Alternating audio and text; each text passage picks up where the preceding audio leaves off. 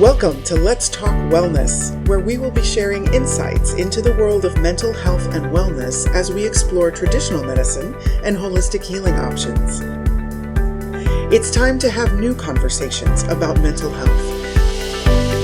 Join Mara James, the founder and CEO of the Hugs for Life Healing Center, as she guides us along this journey. And now, let's talk wellness.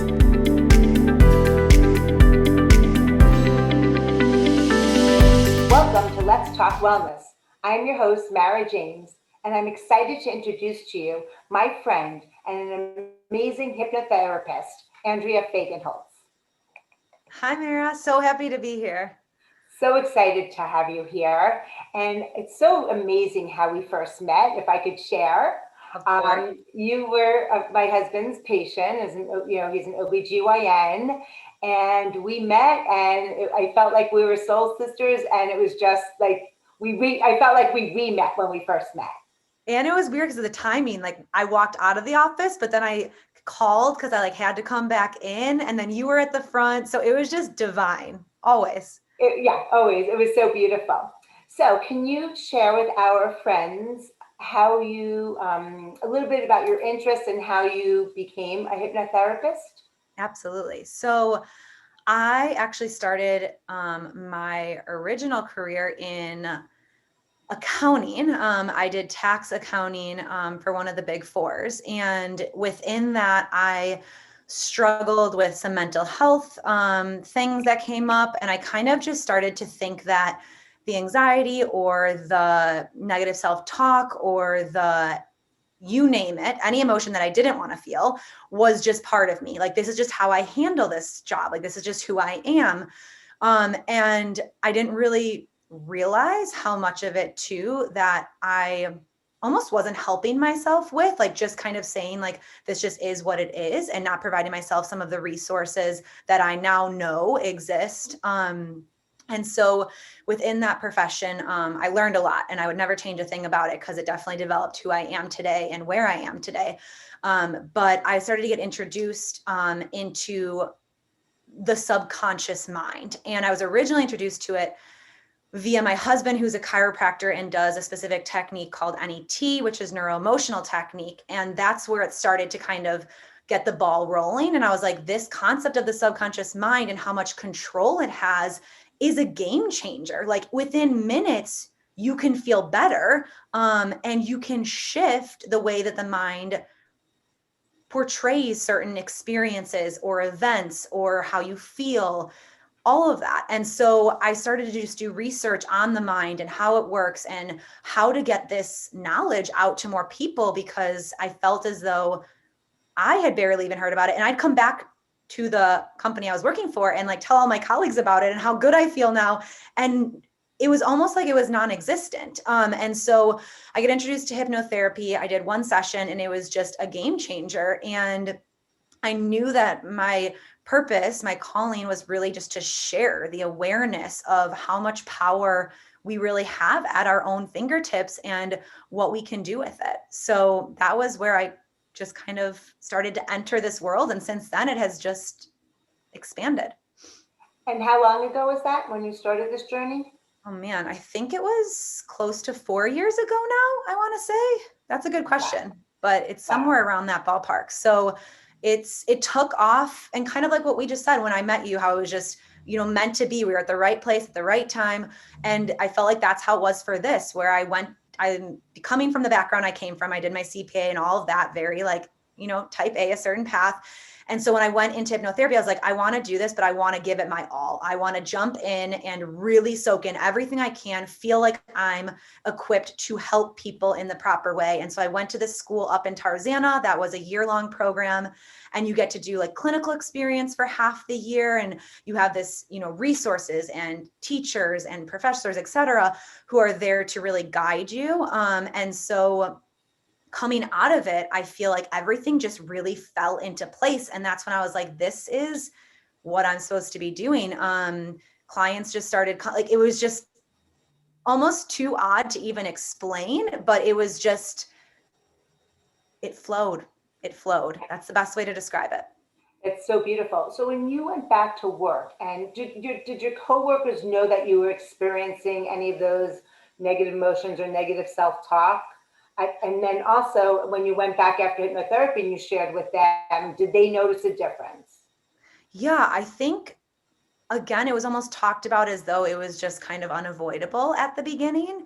And so to an extent, it was just like, oh, we're in busy season. So this is just how we're going to feel. This is just part of the day to day. But that's a long day to day. It's not just for 1 week. It's not just for one day. It's for a long time. And so once I really realized that, like, to take my power back, and don't get me wrong, it took some, shifting and like reprogramming with that hypnotherapy. And sometimes it was like in one session, I felt instantly better. And sometimes it was some deeper rooted, you know, experiences that I had to be ready to let go of or to work through or to shift, because I was changing some of my beliefs, my belief system about myself and what I was capable of or how I wanted to feel or what I was worthy of or whatever it may be.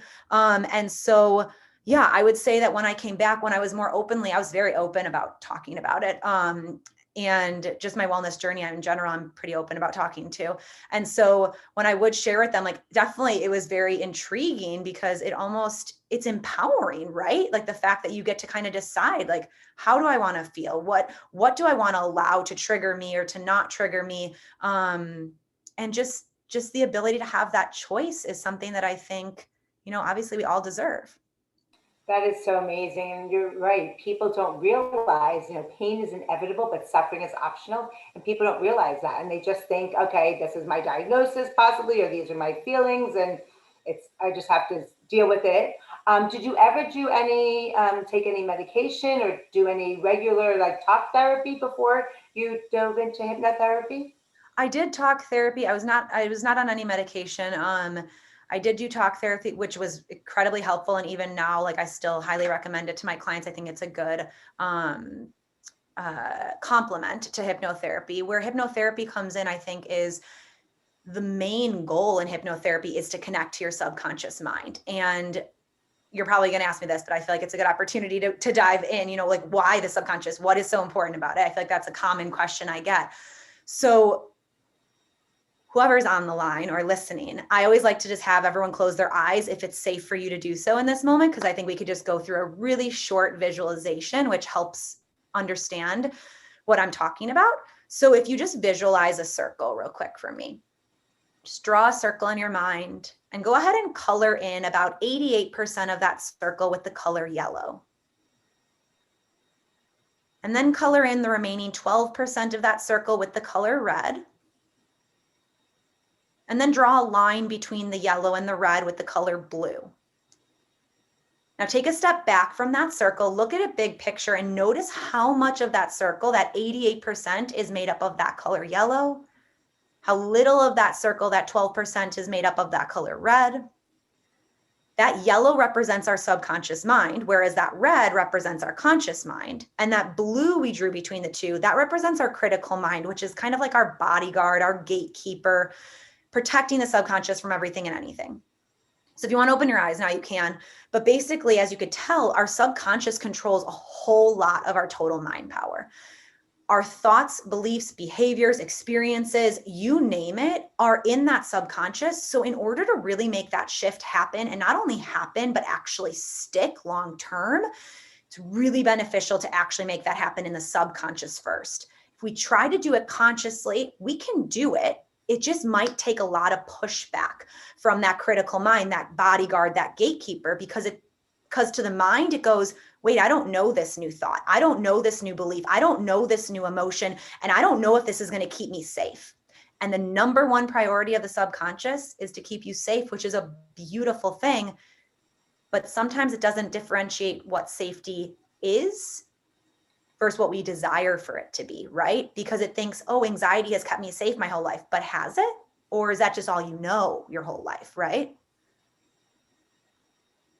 So it's that fear of change. Yeah, because change can be intimidating. And I think that all of us as humans can naturally say that, and that's okay. So within the hypnosis and hypnotherapy route, what we're doing is we're just retraining the mind to find that safety in a different way. Beautiful. Do you feel that sometimes it's easier to work with someone on the younger side, and not necessarily children, like, but someone in their 30s versus their 60s or 70s? Because when you're like been living with an emotion or maybe a negative emotion for so long, you don't know who you'd be without it. And if they're younger, it might be easier, or they might be more willing to release them. I would actually I think intuitively we'd almost want to say yes, right? But from my experience, I just thought of two clients, right off the top of my head, that are in that 60 to 70 age group. And the change and the what I have seen from them in even just a matter of a few sessions has been so monumental and just absolutely inspiring. And so I think it's a more of a matter of when you are ready and actually wanting to make that change happen, no matter what age you are. I will say right off the bat, when you said that, I was thinking most of our thoughts and beliefs, most of what is stored in our subconscious mind is started to be built from the ages of 0 to 8 years old. So a lot of what is stored, it comes from that age period, and then it's built off of that. So I will say from 0 to 8, it's really impactful how we speak to our children, how we acknowledge their emotions, how we allow them to feel heard, allow them to feel loved, allow them to feel worthy, allow them to feel that they can express themselves no matter what they're feeling or don't know what they're feeling. And so that piece is really, really important. But I would say that any age has the ability to make that shift happen just as easy or challenging as another age. Beautiful. And what age is the youngest that you would recommend working with a child or a teen with Right. hypnotherapy? Completely. In my personal opinion, I would say that most children that I see are about 6 or older. I think that it's possible at a younger age, but I think it's more about how the parents incorporate the day-to-day interaction. And even as young as 6 up to, that middle school age, the parents play a really, really large role in how hypnotherapy actually translates over to the children, because the parents reaffirm what you're working on, or they can reverse what you're working on. And so when I work with younger children, I do work really closely also with the parents, because we all have to be on the same page, because our environment does impact, how we are continuing to build ourselves. Right. So what are different circumstances or emotions that you work with? Or like if if a child, or if somebody's having a manic episode, is that something where you would work with them? Obviously fear, anxiety, and is there anything that you wouldn't work on and you would refer elsewhere? That's a great question. So when it is something like a manic episode, I am always working in collaboration with a doctor or whoever they might be seeing on the outside realm. I am very, careful to be connecting and working with the other parties that are involved to make sure they're getting the best of care. But what I typically do in those cases is take a very gentle approach by using guided imagery. And guided imagery, actually, I use in every single one of my sessions, but it depends how long I extend it out to. So some guided imagery might just be a matter of 3 minutes, kind of lock it all in. And others, it's the entire session. No session looks the same. It is very individualized based on the person. And so I will say, based on the situation or the experience and how sensitive or fragile that specific moment is, I'll take different approaches, but I would say guided imagery is usually one of my go-to, because what it is it's a very gentle approach to communicating with the mind. The mind is incredibly receptive to it. And also it encourages play of the mind. And so it's not telling the mind what to do. Instead, it's encouraging it to play, which in return allows it to find its own solutions. And the mind likes to feel as though it has control. And so in a way, we're giving it that control, but we're also setting the intention and leading it in the way that we desire. I love that. So you're guiding it along. That is amazing. So you shared with me when we last spoke that you love to help people clear emotional and limiting beliefs. Mm-hmm. Can you share with us about that? Absolutely. So I feel like what tends to happen is, what I'll see is people will come in for one reason, right? Like anxiety, or they want to move past a great life hurdle or challenge. and they don't understand why. Like, why do I feel so stuck? Why do I feel like I don't have the choice to do that? Why do I feel like I can't move forward? And I feel like a lot of times what we don't realize is that we have some of these limiting emotions or limiting beliefs that are really deep rooted, like I talked about, from that age of 0 to 8 maybe is where they started. And since then, we've just reaffirmed them. We've just continued to strengthen them. We've allowed them, right? And so a lot of times what I see is needing to really tap into what the root is in the grand scheme of things. And the root can be anything, but usually what's happening is there is some type of root, whether it's abandonment, or it can be, and these are, again, sorry, I'm getting a little off track, but like these could be things that as a child we viewed as abandonment, or we viewed as unsafe, or we viewed as loss, whatever, guilt, grief, shame, all these things. But again, what we see as a child is very different than what we see as adults. And so it's not right or wrong, but it's our perception. And all that matters is our perception. So what a child sees is right to the child, but sometimes it's not portrayed in the way that of what actually happened. And so it's just a matter of going in and making sure that our mind can understand how it felt was completely valid. But also being able to see from a new lens and decide, so now moving forward, how do I actually want to feel? What would I want to feel? Could I have seen this in a different way? What could have I seen? What was my learning? What was my resource that I had that I didn't even realize I had at that time in my life? Or it could have even been when you were adult, doesn't have to be a child. But now that I can see that I'm outside of that experience, outside of that situation. Does that make sense? Absolutely. So we're going to take a brief break. And before we do, I'm going to pose the question, let you think about it. If you could share with us when we come back, and our listeners and watchers, 1, 2, maybe 3 really wow, impactful stories that you have had with your clients that have actually blown your mind, that have blown their mind. And also I want to talk about how, there's like hypnotherapists that are on stage and they have this whole act, and how that might give a hypnotherapist a bad name, when in fact you have such a beautiful God-given gift. So hold on, everybody. We'll be right back. In these shifting and changing times, more and more lives are being impacted by mental health.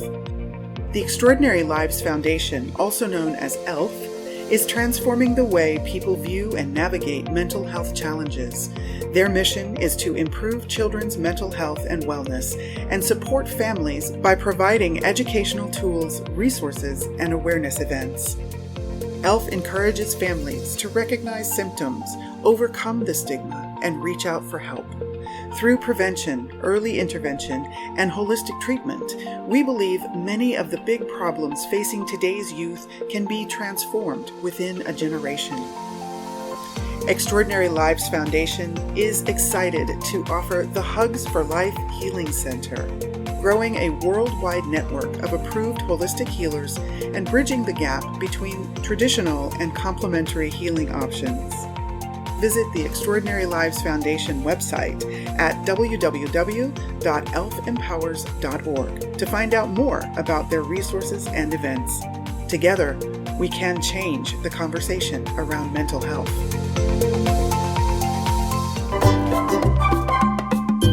We hope that you're enjoying today's Let's Talk Wellness podcast. And if you have a topic that you would like us to explore, we would love to hear from you. Simply email us at info@elfempowers.org. That's info@elfempowers.org. And now, back to the show. Welcome back to Let's Talk Wellness. I am your host, Mara James, and I'm excited to share with you my amazing friend and hypnotherapist, Andrea Fagenholz. Hi there. Hi there. So Andrea, I asked you if you could think about a couple of situations or healings that you've done with clients that have blown your mind, that have blown their mind, and of course, not sharing any names because we don't want to break HIPAA. Yeah, absolutely. I think that's a beautiful question, though. I would say 2 that stand out right off hand are, one was related to anger and coming in feeling as though, the best way to describe it would be like out of control, feeling as though they couldn't, get that anger to by any means drop down. And so it was one of those where when the client came in, they were actually pretty resistant, not to coming in, but in the sense of just, this won't work. Like, this is just not going to help me. And I allowed them to express that and to feel that. And in the back of my mind, I was also thinking that usually this type of resistance actually is when you see the greatest growth, because the mind is right at that brink of being like, I know I need this. I know I want this. I know I'm ready for this. I know I'm worthy of this. But it's just giving that last little pushback. And so when the client came back in for the second session, they were like, yeah, there's no way, that just didn't do anything. And I was like, okay, that's great. Like, if you want to, pause, we can pause here, or why don't we just finish through with the second session and then we can kind of take it from there. And as we start talking, they're expressing all of how the week went. And as they are expressing it, they're like, wait, I would have reacted normally like this. These ahas were just lighting up. And I think what it showed me is just patience, right? Like, we almost expect these sudden results, but also we're not necessarily looking for them at the same time. We almost have this expectation that we're going to see this huge reveal, this huge curtain move back. But sometimes it's the little day-to-day interactions. It's the things that we almost take for granted, in a sense, that you see these changes happen. You feel more so these changes happen right before your eyes, but we have to acknowledge them. We have to talk about them. We have to bring it up so that we can recognize everything that our mind is doing for us. So I feel like that was a really cool experience to be a part of, but also to witness that someone who thought so heavily, like, this won't work for me, I can't change this will never change, within one session and coming back around that second week, they were able to, I didn't need to tell them that they changed. They were able to see this whole week of trailing events that were entirely different than what they would have normally experienced. So that was early on in my career, and I'll just never forget it because it was just so cool. And ever since then, I see that when these clients come in with a resistance, or even not intentional resistance, but just kind of I don't know if this is going to work, in the inside, I'm smiling because I'm like, you're so close. You're right there. You are in the best position right now to get where you desire to be. So that one was really, really, really incredible. And then another one that I feel like is just something that I think a lot of us can relate to is a fear related one. And in this specific case, it was fear of driving on a highway.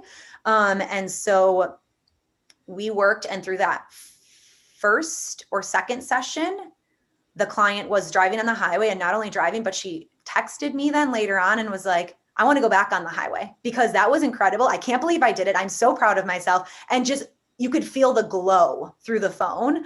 And so I feel like it just shows that even some of those deepest, darkest fears that we might have had for years, it might feel so, so deeply a part of us, doesn't mean that we're forever stuck with it. And so that I actually used a lot of EFT, which is the emotional freedom technique, tapping. I don't think we actually talked about that, but me and you have talked about it individually.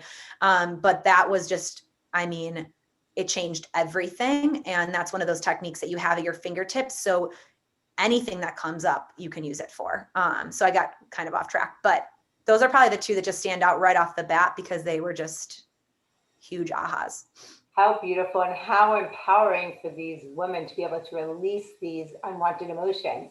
And I love when you mentioned EFT and it's in your fingertips, because literally it is.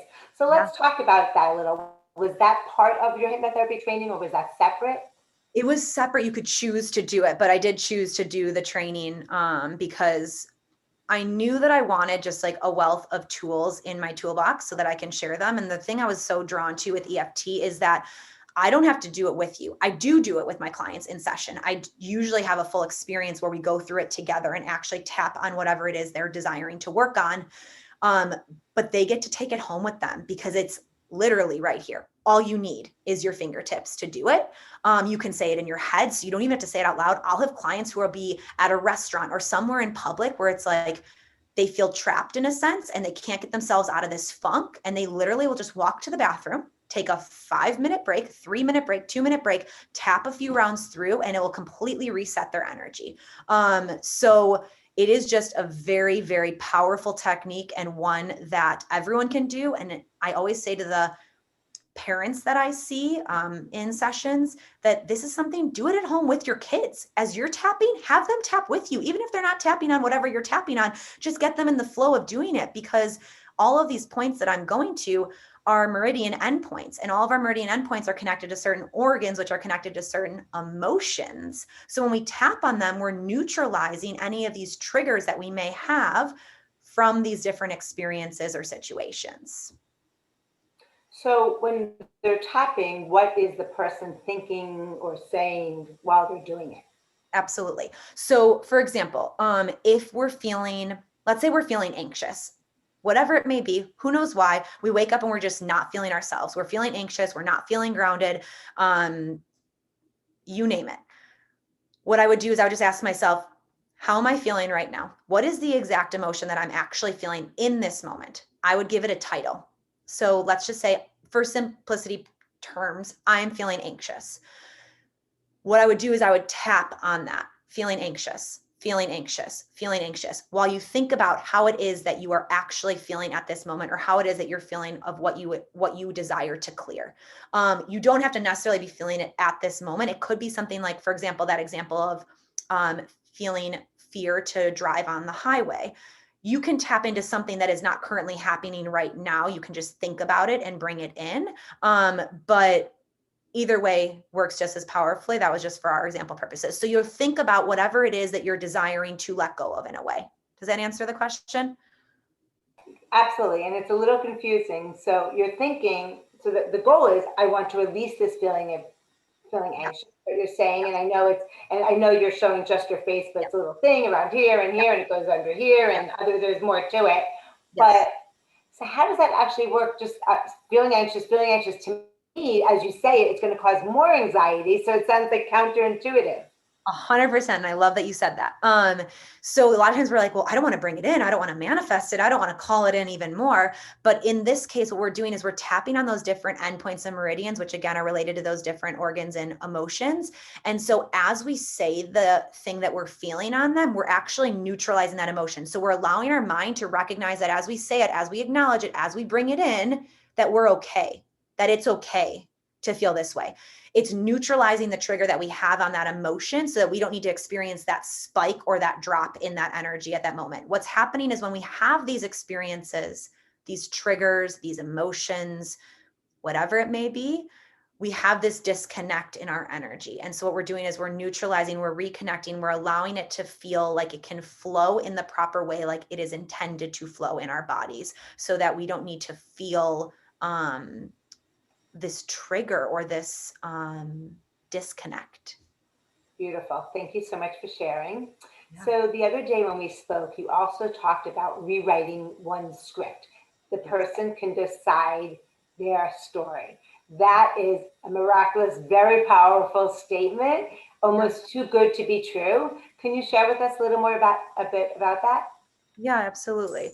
And this one's near and dear to my heart, because I feel like, again, it's just this concept of feeling stuck, right? And we can't sometimes necessarily change the things that are going on around us, but we can. The one single thing that we can take hold of is how we feel, and better yet, how we react, if we react at all. And so what I have found to be one of my favorite pieces of hypnotherapy is the ability to, when something happens or when something is going on around us that is not desirable, to be able to take a step back. And this took work for sure, but to take a step back and to recognize that I have a choice right here. I have a choice of how I'm going to feel, how I'm going to proceed forward, and if I'm going to react to this situation. And it can be a tool. Maybe I start tapping, maybe I use some visualization, or maybe at that point I've just reprogrammed so much that I am just flowing. It doesn't even feel like I have to take that step back, even though I am. You don't even realize you're taking it back because you've created that new pattern within yourself to go a different direction, to take a different route. So it's really just that decision ultimately of, which way am I going to go when I'm in this situation? And we don't need a plan for every situation. It's just the ability to always know that you have a choice when you're there. I love that. So let's talk briefly about hypnotherapy versus going to see a hypnotist? Oh yeah. Okay. So yeah, this is a great one. So I think a big misconception is we think, or at least I did before I knew anything about hypnotherapy, is I was like, oh, hypnosis, that's like in the movies or the shows in Vegas where they have someone barking like a dog or quacking like a chicken or whatever it may be. And while those things are there and very present, they are for entertainment purposes. And so when I think of hypnotherapy versus stage hypnotists, hypnotherapy is more for that personal growth. It's for that development. It's for the ability to allow things within you to feel better, whatever that means to you. Whereas the entertainment purposes obviously is for more of that like laughing and fun and curiosity.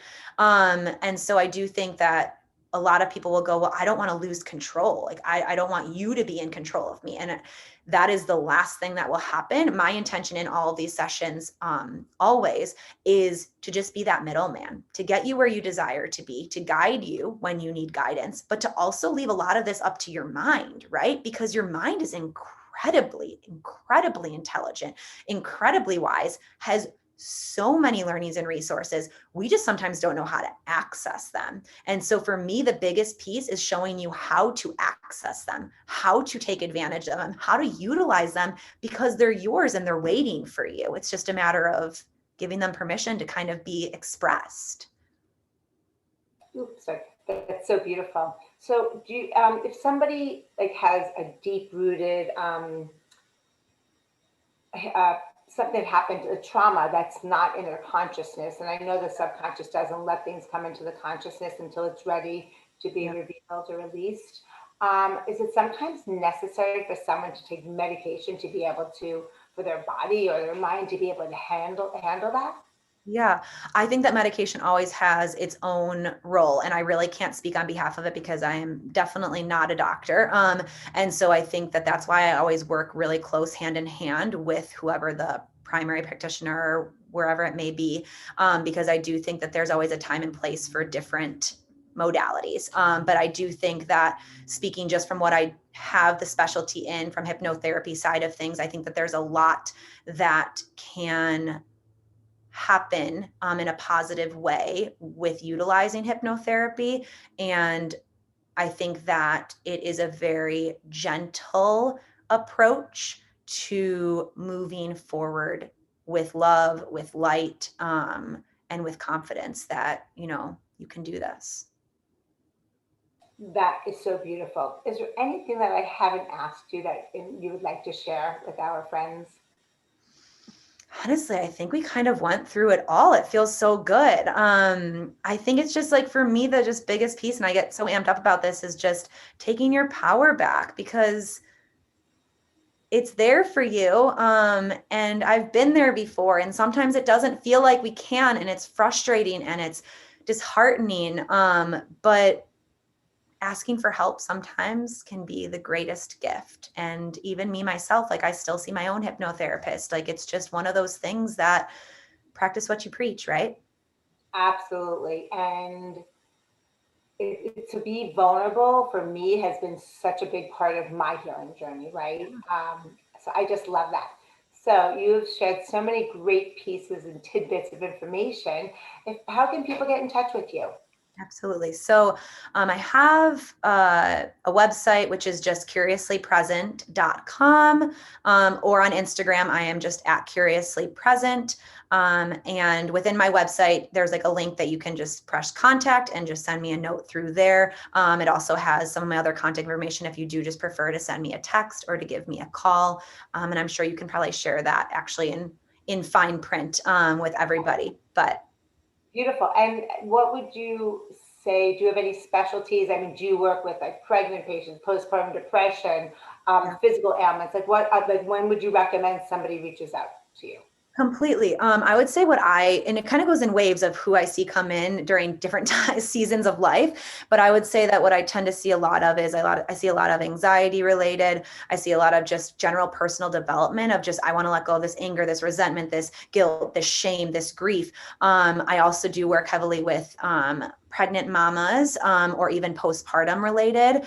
I myself went through that, as you know. And so I used hypnosis so heavily on my entire journey leading up to getting pregnant, but also then through my pregnancy and then during the postpartum and still to now. And so I would say, yeah, all of those and plus some. It's kind of just, it's funny because you'll come in for one thing and it's usually not just that one thing. And it kind of leads us into a million different directions, which is always the fun part. Because that yellow part of that circle that we created in the subconscious mind is so much bigger and has so many more issues and topics that, more than me. And it has a mind of its own of what it thinks is priority. And a lot of times us stubborn as humans, consciously, we're like, but we want to do this. Exactly. But we have to start somewhere else to get to this. That is so beautiful. Andrea, thank you so much for being here today. And thank you to all of our listeners. Never forget that you are amazing. Thank you. Thank you for joining us for this episode of Let's Talk Wellness. This podcast has been brought to you by the Hugs for Life Healing Center, a division of the Extraordinary Lives Foundation, a 501c3 nonprofit organization. If you would like to listen to more conversations like this, we invite you to subscribe to our mailing list at www.elfempowers.org to be notified when our weekly episodes are published. Thank you for joining us, and we look forward to bringing you our next conversation on Let's Talk Wellness.